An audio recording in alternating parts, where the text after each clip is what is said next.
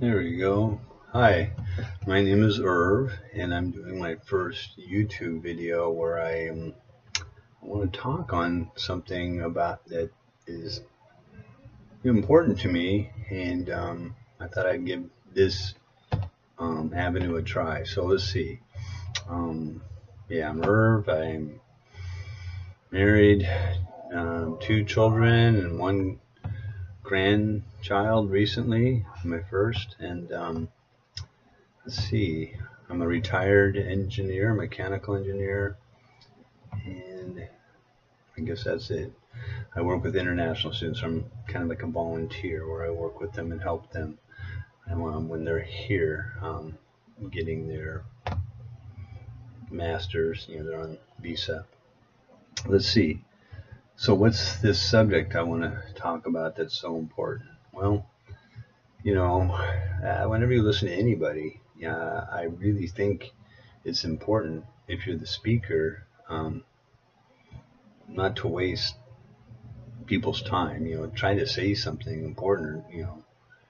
Don't make them listen. I remember in speech class in high school, I think there were like 3 or 4 reasons to even talk at all. And I think one was to inform. The second one was I think it was called to actuate, which means a call to action. I don't know what the others were. 3, inspire. There's some, but anyway. So what am I talking about? I think to inform, but maybe a call to action. And this call to action that I'm concerned about is I'm a Christian. I guess I should have mentioned that. And it's about a Christian topic that everybody's probably heard of. It's sin, and it's really a biblical word. There's many biblical words that are just, I'm going to say germane. I don't ever use that word, but germane to the Bible. For example, also there's the Bible's sanctification, redemption, propitiation. I think those are words I had never really heard too much until I read the Bible for the first time. But sin is one of those, and what I want to talk about is I was thinking recently about about sin, and I guess I'll take you back a little bit to make sure, because I don't know who's going to be listening to this. But sin at its root level means missing the mark. So basically, it could be used, I was shooting an arrow and I didn't hit the bullseye, so I sinned. I missed the mark. Or it could be something like throwing a football. We didn't score a touchdown because I overthrew him. I missed my mark. Could be something like a marriage, I guess. We got divorced because I missed the mark. So we do this all the time, right? Everything we do in our jobs, we're always trying to hit the mark, and we get a bad review if we don't. So it's not an uncommon concept, but in the Bible, it's applied to missing the mark as far as right and wrong. And so what is right and wrong? Well, I think it's simple. It's whatever is of God, what he would do, how it reflects him and who he is, that's right. And whatever is contrary to him, his nature and what he's revealed is wrong. That's sin. That's missing the mark. So hitting the mark is doing what's right. That's actually another big Bible word, righteousness. It just means simply doing what's right. And but we don't. We miss the mark and we sin. So back to my point, I want to talk about sin. But there's a side of it, so it's like a two-sided coin. One is, you're missing the mark when you do something bad. Again, something not of God. And we hear that all the time. You know, you don't have to be a Christian to hear that. You hear people that, you know, the divorce rate in California, I think I've heard recently, is actually up to 60%. We hear, I mean, I just saw on TV as I was passing today, the title on the screen was, why do people cheat on their spouses mostly in the summer? I go, what? Why is that even a subject on TV? But, you know, we know that's a sin, that's missing a mark. Cheating, lying, obviously anything in the Ten Commandments. That's really missing the mark. And I guess I should say I paused there because I was thinking of someone I heard give the definition of sin as breaking God's law, which I think is right on. And they added, and it's also breaking God's heart. And I like that they added that because it is that. It's more than just this sterile list of do's and don'ts, which you find in many religions. It's a relationship with God, and he's defining his character and what he can. When you use the word can, it's not like he chooses. It's his nature being being holy that he can't accept evil and missing the mark. And I won't go into the details on this. On the other hand, he's fully loved too, so he loves us and wants to embrace us. But our sin, that missing the mark, actually pushes him away. But what I really want to talk about here is this thought I had that says, wow, missing the mark isn't just that, you know, doing bad things, falling short of God's holiness. And here it is. There's my big point. Missing the mark is also not doing the good that God would do. And if you read the Bible and you know anything about how God has revealed himself from the day of creation to the end of the world, which the Bible covers, I don't think any religious book even comes close to that. It talks about the whole beginning and end of mankind and how God has worked. But if you see him, he's always doing such good. It's just incredible. That's all he does is good, and it all flows from that love I mentioned a little bit ago. So here's where I'm going to kind of go on a little mini rant, because this whole video is just extemporaneous. I'm just doing it off the top of my head and what I think is in my heart. Not what I think, I know it's in my heart, but how it's in my heart. I hope I can communicate it. So anyway, so yeah, I've been a Christian for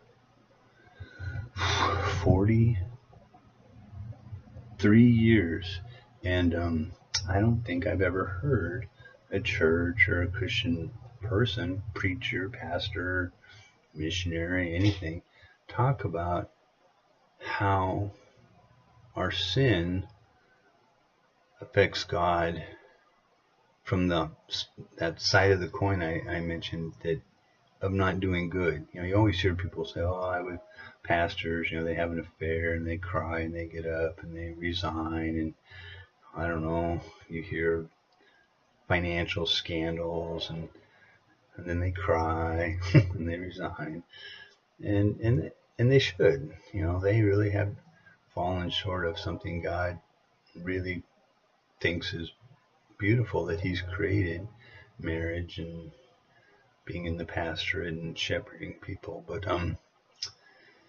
yeah, but I never hear anybody crying and getting up in the pulpit and saying, hey, you know, I'm resigning, if I'm going to use that pastor example again, because, you know, I really don't do the good that God asked me to. And they cry because you should, and that's really my point. We don't cry and get upset about the good we don't do. And that's every bit as important, and I would almost propose that it's more important than the bad that we don't do. let's say you go through your whole life and you never do anything bad, which good luck with that. I don't think, well, I know that can't be done. Only one person has done that, Jesus Christ, and he had a little bit of an advantage too, being also fully God, fully man, but maybe I'll talk on another video about that. But, you know, I don't think that would get you to heaven, because there's more to it. That's that other side of the coin. I think maybe if you locked yourself in a dungeon, I guess, and could not sin your whole life, but even then you'd have your thoughts, and the Bible says even if you think bad thoughts, you've sinned in God's sight. I mean, his standard of holiness is incredible. And again, I'm doing this extemporaneous, so my mind jumps around, but I remember some guy telling me a story that he had just washed his laundry, and he'd hung it out to dry, and it was, super white, bleach, Clorox, and, it's as white as it could be. And then I guess where he put it out, he noticed that it had snowed, a little earlier, and he could see by the contrast that his laundry was not as white as he thought. And I thought that was a good visual of how our sin is. Even on our best days, we're not as clean as we think we are when we compare ourselves to God.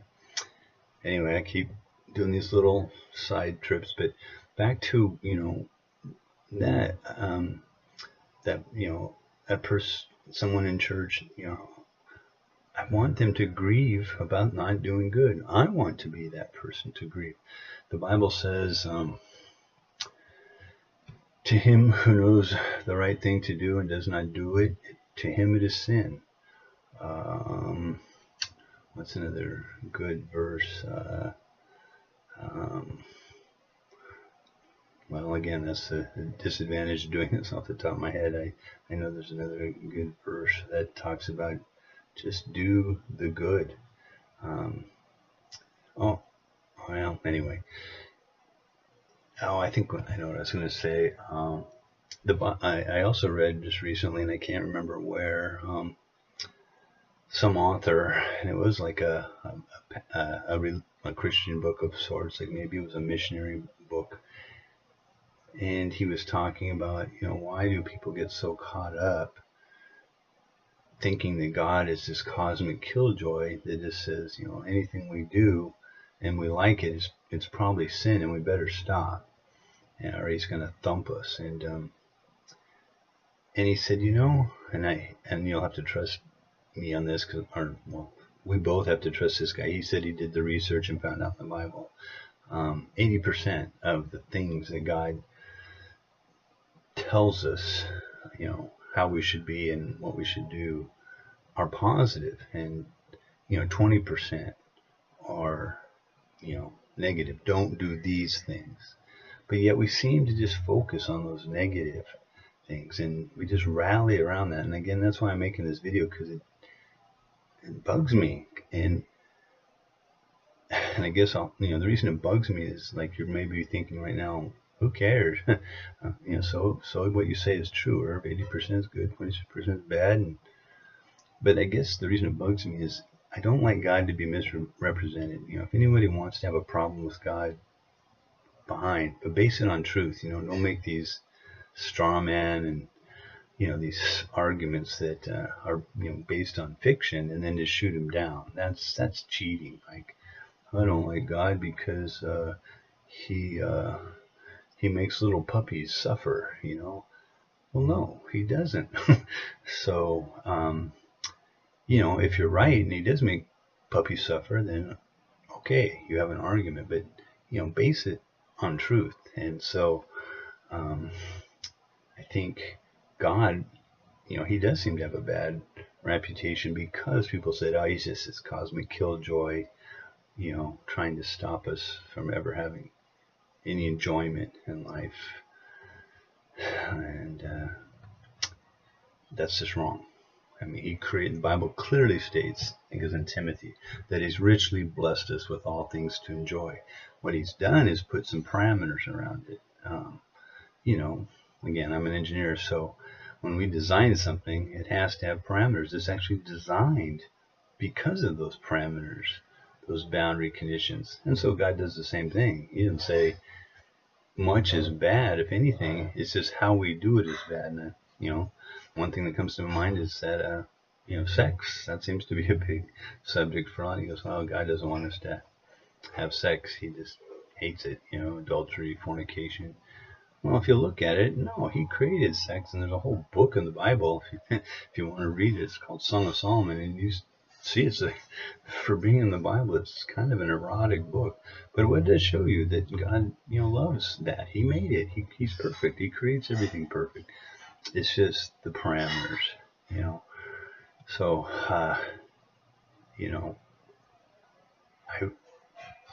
so that bugs me. Number one, that people are mischaracterizing God because of this 20%.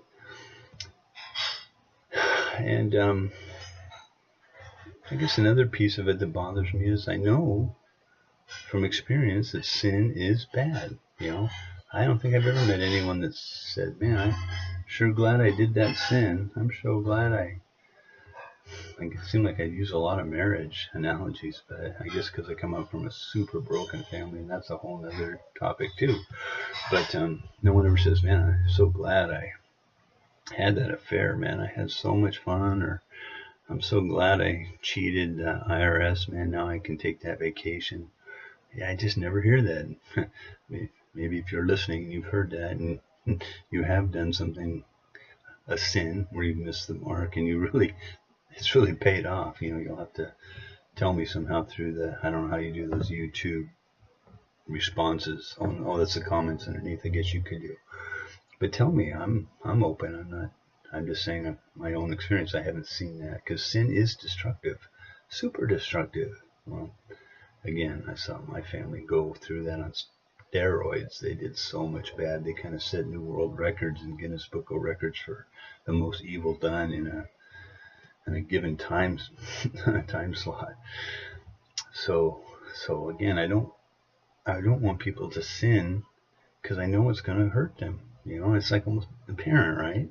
You don't want your kids to do anything that hurts them, and sometimes you tell them, no, you can't light your hair on fire, and they go, why? Everybody lights their hair on fire, and then they get the gasoline out, and they're all excited, and you just go, no, that's it's gonna hurt you. And they go, why do you ruin my fun? And all my friends have, smoking heads, and it's just popular. So maybe that's not the best analogy, but it's all ridiculous. But I think it points home to that. Tell me a sin that you do that that has any positive benefit. Now, it might have some little short-term benefit, like I said, stealing, or being jealous, angry. Talked about the adultery types things, gossip. Those, I don't disagree that those are pretty dang fun for a while, and kind of relieves some pressure, especially anger. But it always comes back to bite us. Anyway, so if it's that destructive on the negative side, how should we look at the positive side? And I'd say it's even more destructive on the positive side, that we're not doing the good that just characterizes everything about God and how he made this world to be. We're just so out of sync with the good that he wants us. He says to love others as much as we love ourselves. Stop and think about that. How much do you love yourselves? Do you take a shower? Do you brush your teeth? When you get a little, I don't know, something on your face, do you examine it to your death to figure out what it is? When you wake up in the morning and you want to sleep, do you just say, I'm going to sit here forever? No, we love ourselves. We take care of ourselves.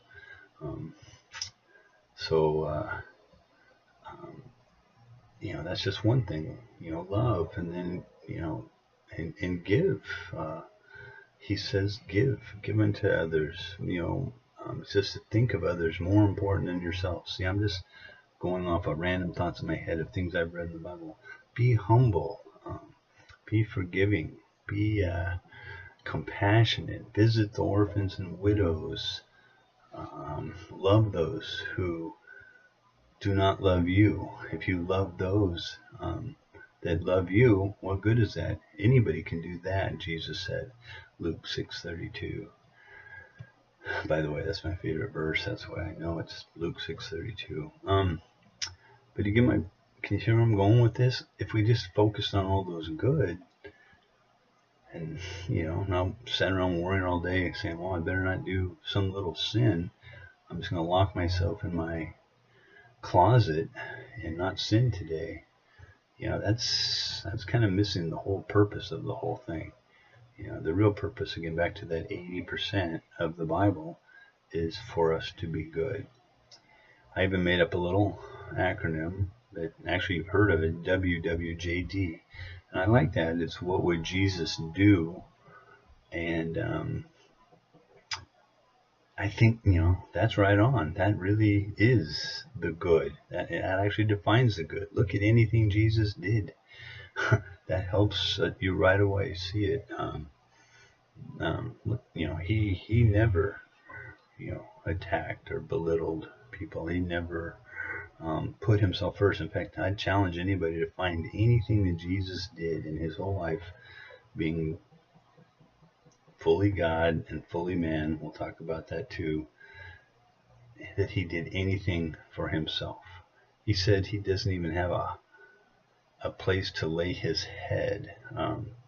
He had nothing, and he just lived for others. And that's really how we're supposed to be. Jesus, as much as we say, wow, he's kind of uncommon. He's the Son of God. Actually, I like to call him God the Son, because we don't really grasp the meaning, the Son of God, in our English language. When Jesus said he was the Son of God, everybody freaked out because no one had ever heard that term like that before. And they said, Jesus said, they said, we're going to kill you now. Not because, of what you've done, but you being a man, make yourself out to be God. And we think that's blasphemy. We're going to kill you. So that's why I say God the Son, because when we say Son of God, we kind of think everybody's a son of God. We're all been created by God, or we all, are kind of the same DNA or whatever from the beginning, whether you believe in creation or evolution. I mean, we all came from this one thing, so we're all kind of sons of God. No, that's not it at all. Jesus was God the Son. We're not like him, but we are to be like him. That is what we're supposed to look like. So don't think of him as some lofty person like, I could never be like Christ. He's set apart.